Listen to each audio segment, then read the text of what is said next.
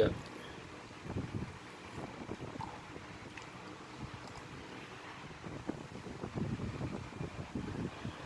มันอะไรไม่รู้ตัวเริ่มเลย2 ตัวโล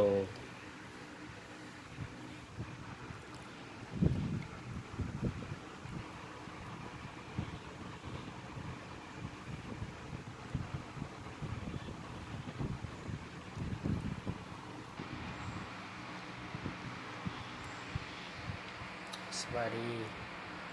โอ้ข้าพเจ้าเช่นเคยบ่าวเราบางคงเนาะนี่เมนูปลาหมึกเนาะมากินมานี่นี่ปลาหมึกกุ้งแม่น้ำน่ากินมากเลยผมพูดสิมาอบเกลือครับพี่น้องดูต่อไปนะแบบนี้เราจะมาหมัก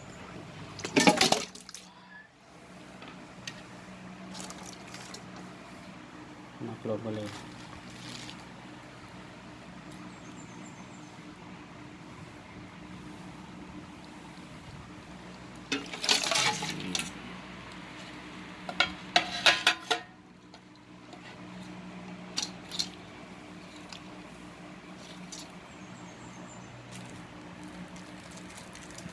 ระดับเนี่ยเราใส่เกลือลงไป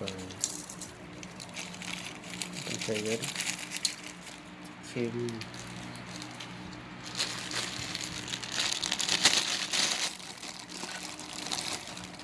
ขาบุได้คือผงชูรสนิดตามไปเทน้ำลงไปนิดหน่อยเพื่อมาเข้ากันนี่เราจะมาอบนะครับแจมไม่ได้แต่ตอนอบแล้ว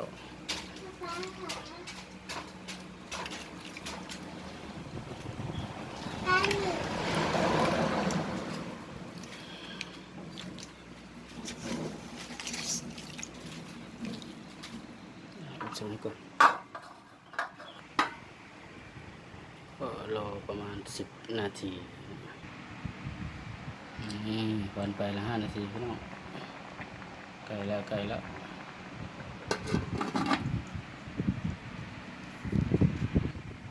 าใครชื่นชอบก็สับตะไคร้ด้วยนะฝากช่องด้วยนะบ่าวลาวเมืองคง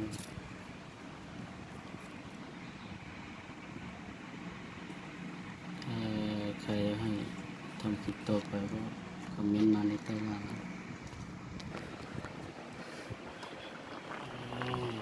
นาทีผ่านเลยแล้วเราตัดต่อไปนะ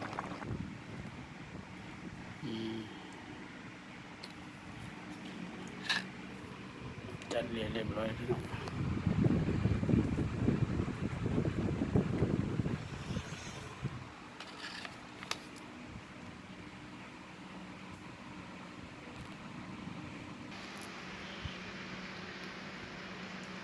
ปุ๊บหน้าที่2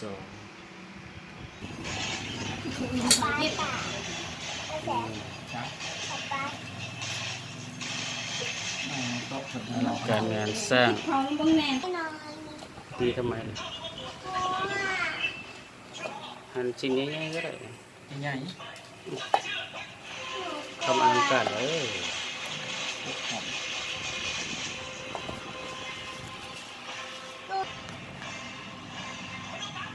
มันไม่ก็ไปหานักเขียน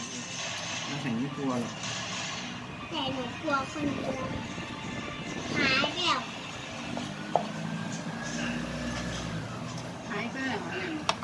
ไม่อยู่หลัง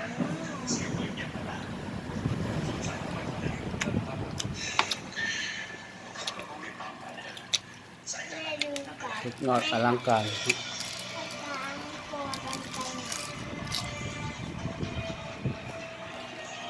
ลงยูทูบ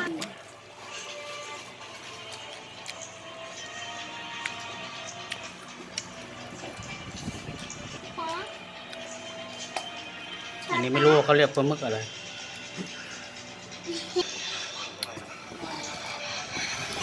เอาไหนยัง เอาเลย อันที่ใหญ่หน่อยโอ้โหใส่ไว้เลยอุ้ยเป็นรูปหัวใจน้าแสงเป็นรูปหัวใจ ไหนหันเป็นไหมล่ะไหนหันสวยไหม เป็นรูปหัวใจเราจะสับปะรดลอง แซ่บแซ่บแซ่บ ตัวปั๊บปวดมือ ขุนไหนแม่นแกงอยากดูโทรศัพท์หมู่แล้วหมู่ปวดมืออีก วางไว้ตรงนี้วางไว้ตรงนี้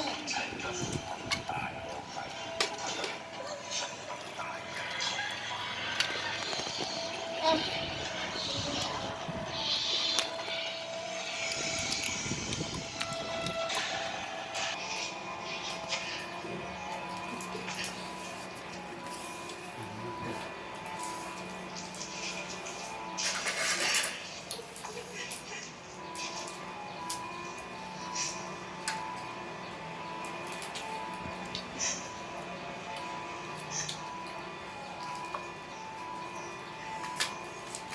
ครับเยอะๆ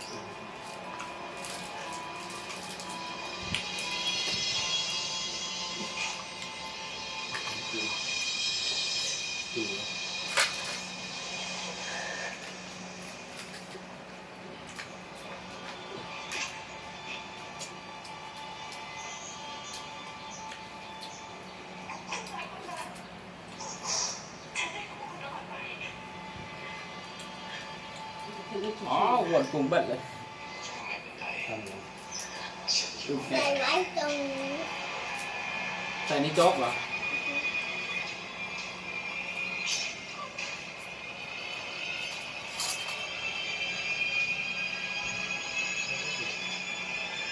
เป็นน้ำแซ่บ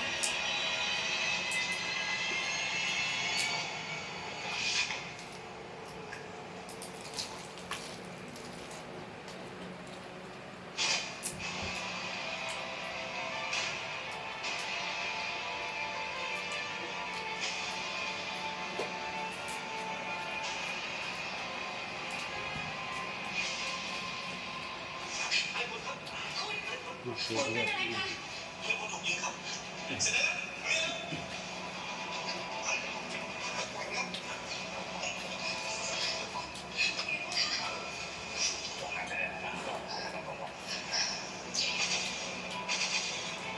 เอาไหมก่อนถูกปะ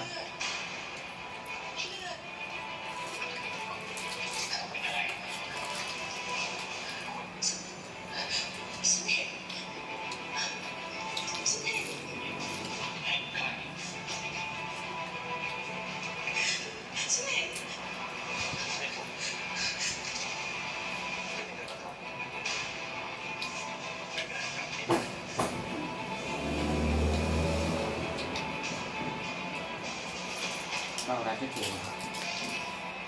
มาทางบันไดขึ้นในกระเป๋าเลย จ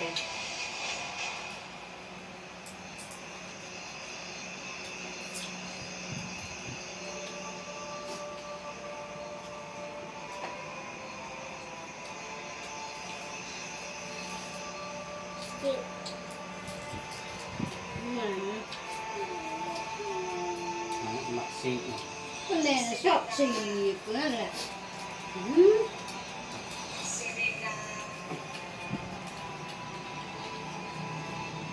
โอ้โหประหยัด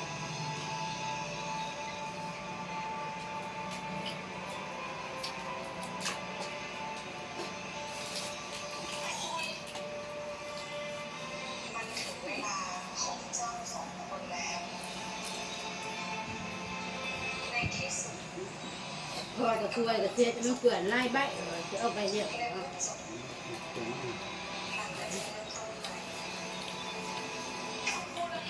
ฉันไม่เข้าใจเมื่อเจ้าเจอคาถาสิอยากเจ้าจะเข้าใจเองคาถาสิใช่ทุกเรื่องราวที่ไม่เคยรู้ทุกเรื่องราวที่ไม่เข้าใจ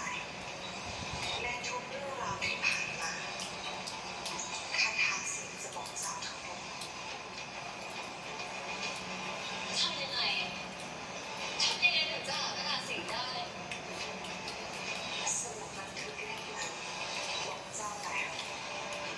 ปลาหมึก ไม่ในสมุดบันทึกเล่มนี้ไม่มีอะไรเลย จงอ่านทุกตัวอักษรแล้วไขปริศนาให้ได้ร่างกายเจ้าทั้งสองรวมกันเป็นหนึ่งข้าพูดได้แค่นี้ข้าพูดได้แค่นี้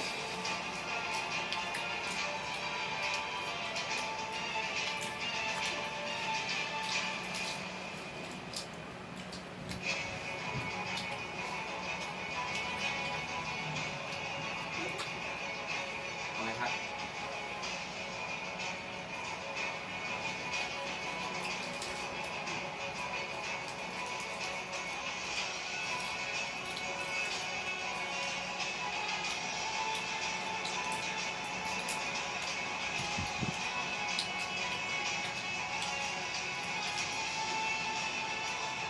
ให้เล็กจุกบ่เห็นเก่ง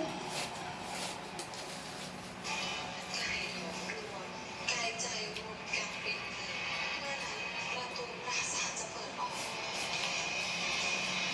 เข้าสิ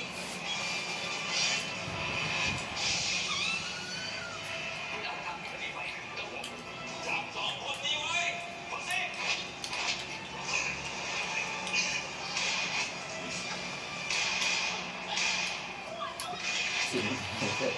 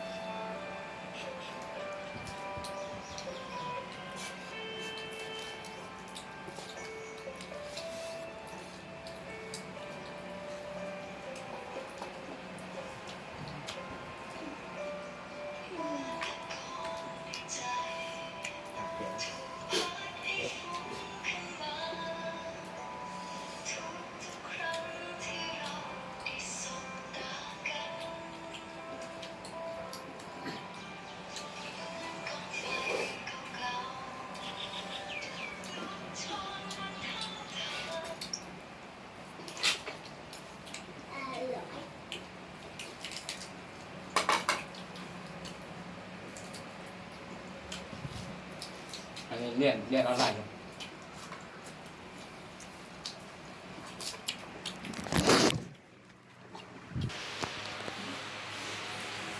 คลิปนี้ก็จบแต่เพียงเท่านี้นะครับฝากกดติดตามบาวลาวมังคง